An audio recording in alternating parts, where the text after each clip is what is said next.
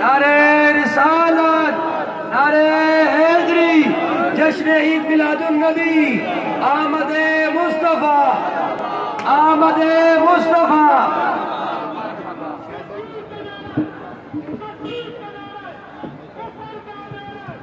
بسم اللہ الرحمن الرحیم۔ ان الذین یؤذون اللہ ورسولہ لعنہم اللہ فی الدنیا والآخرہ وأعد لهم عذابا مہینا۔ صدق اللہ مولانا العظیم۔ عرش پہ تازہ چھیڑ چھاڑ، فرش پہ طرفہ دھوم دھام۔ عرش پہ تازہ چھیڑ چھاڑ، فرش پہ طرفہ دھوم دھام۔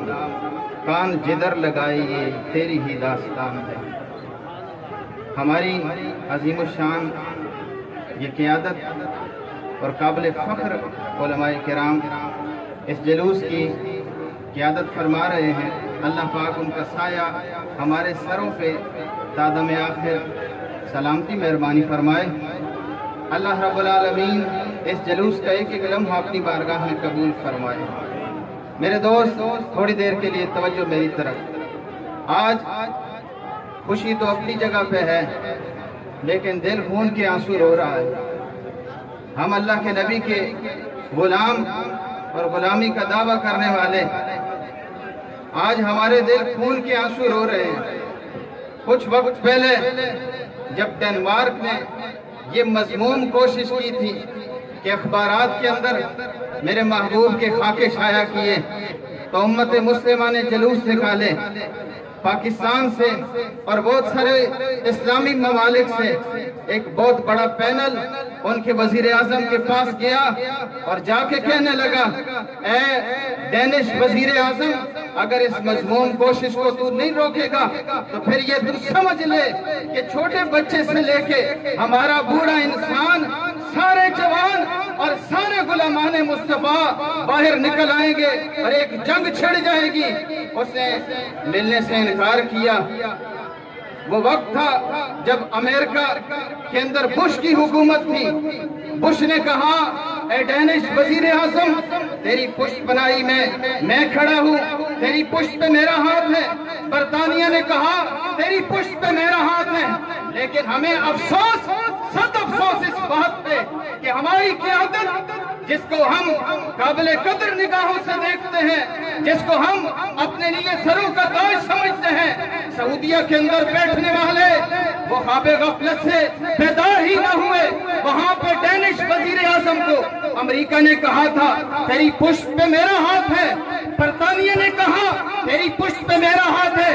اے سعودی والے، تو بھی باہر نکلتا اور تجھے معلوم ہوتا اور تجھے یہ پتا ہوتا کہ تیری پشت کے پیچھے کسی عام کا ہاتھ نہیں ہوتا، پھر تیری پشت کے پیچھے رسول اللہ کا ہاتھ ہوتا۔ ہمارے دل خون کے آنسو روتے ہیں جب ہماری قیادت ہمیں اس طرح رسوا کرتی ہے۔ ہم نے سعودیہ کو نہیں دیکھنا، ہم نے امارات کو نہیں دیکھنا، ہم نے دیکھنا ہے تو اپنے آقا کی عزت و ناموس کو دیکھنا ہے۔ ہمارے لیے وہ علماء قابل قدر ہیں، وہ مشائخ قابل قدر ہیں، وہ صلحاء قابل قدر ہیں، جنہوں نے اپنی سفید داڑھیوں کا لحاظ نہیں کیا، جنہوں نے اپنی پگڑیوں اور جبوں کا لحاظ نہیں کیا، بلکہ رسم شبیری ادا کرنے کے لیے آج ہمارے ساتھ رواں دوا ہے اور ہماری قیادت فرما رہے ہیں۔ اے میرے دوست، حالات نے یہ بھی دیکھا کہ جب میرے آقا کریم کی عزت و ناموس پہ حملہ ہوا تو سلطان صلاح الدین ایوبی میدان عمل میں آیا۔ یہاں پہ تو وہ عاشق بستے ہیں کہ جب میلاد شریف کا جلوس چلتا ہے تو بوڑھے انسان سفید ریش وہ گلیاں صاف کر رہے ہوتے ہیں کہ یہاں سے آقا کریم کے میلاد نے گزرنا ہے۔ وہ جوان جو کام کو ہاتھ نہیں لگاتے، میں نے اپنی آنکھوں سے دیکھا ہے، میرے کریم آقا کی میلاد کی خوشی میں کوئی جھنڈیاں باندھ رہا ہوتا ہے، کوئی جھنڈے لگا رہا ہے، کوئی لائٹنگ کر رہا ہے۔ یہ بتا دیتے ہیں کہ ہم ساری سستیاں دور کر دیں گے، ساری کاہلیاں دور کر دیں گے۔ جب آقا کریم کا نام آئے گا تو میدان میں آئیں گے، ہمارے حکمران میدان میں آئے۔ جب ریجینالڈ نے یہ کہا تھا، ہمارے قافلے کو لوٹا اور کہا بلاؤ اپنے نبی محمد کو، صلی اللہ علیہ وسلم جو آ کے تمہاری حفاظت کرے، تمہیں بچائے۔ اس وقت جب سلطان صلاح الدین ایوبی نے سنا، آپے سے باہر آ گیا، دانت پیسنے لگا، آنکھوں سے آنکھ کے شرارے باہر آنے لگے۔ پھر 3 سال کے عرصے کے اندر اس نے ریجینالڈ کو پکڑ کے زمین پہ پٹک کے مارا اور کہا، تم نے کہا تھا بلاؤ اپنے نبی محمد کو، ہمارے نبی کی شان تو براء البراء ہے، میرے کریم آقا نے اپنے نوکر کو بھیج دیا ہے۔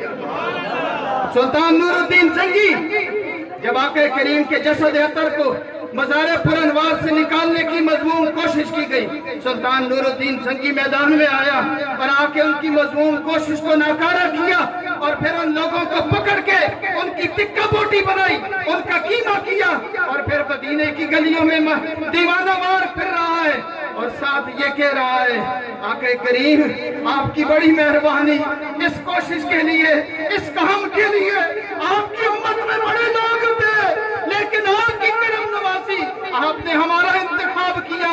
آج ہماری آنکھوں میں آنسو اس بات کی شہادت کر رہے ہیں، اے آقا کریم آپ کی غلامی کے لیے سارا زمانہ ہے، بہت سارے لوگ ہیں، لیکن کرم نوائی آپ کی مہربانی کہ آپ نے ہمیں اپنی غلامی کے لیے چن لیا ہے۔ اے کریم آقا آپ نے چن لیا۔ غازی علم الدین شہید میدان میں آیا جب اس نے راجپال کو خنجر پہ خنجر مار کے واصل جہنم کیا، جیل میں بند کر دیا گیا۔ بڑے بڑے علماء، بڑے مشائخ وہاں زیارت کے لیے جاتے ہیں۔ جب پیر مہر علی شاہ صاحب وہاں پہ گئے تو اس وقت غازی علم الدین شہید کی آنکھوں میں آنسو آ گئے۔ اس نے کہا، اے سیدوں کے سردار، میری کیا اوقات، میں تو ایک عام سا آدمی اور آپ میری ملاقات کے لیے جیل میں آ گئے، میری کیا اوقات حضور، آپ مجھے ملنے کے لیے جیل میں آ گئے۔ وہاں سے سیال شریف کے تاجدار وہ بھی آ گئے اور بہت بڑے بڑے علماء مشائخ جیل میں ملاقات کے لیے آئے۔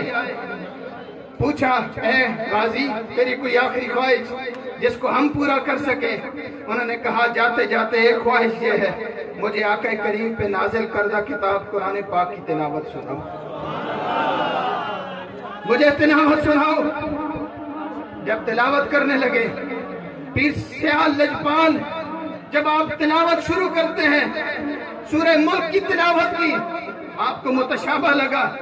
غازی علم الدین شہید نے متشابہ خود بتایا۔ جب متشابہ بتایا تو پھر علماء نے، مشائخ نے غازی کا ہاتھ پکڑا اور کہا، غازی تو چٹا ان پڑھ ہے، تو ناظرہ بھی نہیں پڑھ سکتا، آج تو مشائخ کو قرآن کے متشابہ بتا رہا ہے، بتاتے ہیں یہ تعلیم کہاں سے لی، یہ قرآن کس سے سیکھا ہے؟ اس نے کہا، اگر یہ راز راز ہی رہنے دیتے تو بہت اچھی بات تھی، لیکن جب پیر عبداللہ شریف نے پوچھا تو پھر بتانے پہ مجبور ہو گئے۔ کہا، اے پیر صاحب تم نے قرآن پھٹے پہ بیٹھ کے قاری صاحب سے پڑھا ہے، میں نے اس کریم آقا سے پڑھا ہے جس کی عظمت و شان کے لیے یہ اتنا بڑا کارنامہ سر انجام دیا۔ میں نے اس کریم آقا سے پڑھا ہے۔ جب ان کو شہید کیا گیا، بہت بڑے علماء، مشائخ، صلحاء، اتقیاء سارے میدان عمل میں ہیں، جنازہ پڑھنے کے لیے سارے آ رہے ہیں۔ علامہ اقبال نے کہا، اسی گلہ کردے رہ گئے، ترکھانا دا منڈا بازی رہ گیا۔ وہ لوگوں، یہاں پہ نسل نہیں دیکھی جاتی، یہاں پہ قوم نہیں دیکھی جاتی، یہاں پہ کالا اور سفید نہیں دیکھا جاتا، یہاں پہ صرف دیکھا جاتا ہے کریم کے ساتھ محبت کتنی ہے۔ آج یہ سمندر، یہ عاشقان مصطفیٰ کا یہ جلوس، یہ سمندر ہمیں ایک پلیٹ فارم پہ جمع ہونے کا درس دے رہا ہے۔ اپنی قوم قبیلے کو آڑ مت بناؤ، سارے غلام مصطفیٰ بن جاؤ، اور یہ غلامی جو تمہیں اس جگہ پہ ملے گی، میرا یقین ہے اللہ رب العالمین اسی غلامی کے صدقے تمہیں قیامت کے اندر سرخروئی عطا فرمائیں گے۔ یہ میدان، یہ مقام، یہ جہان بھی بہتر ہوگا، آخرت والا جہان بھی بہتر ہوگا۔ وما علینا الا البلاغ۔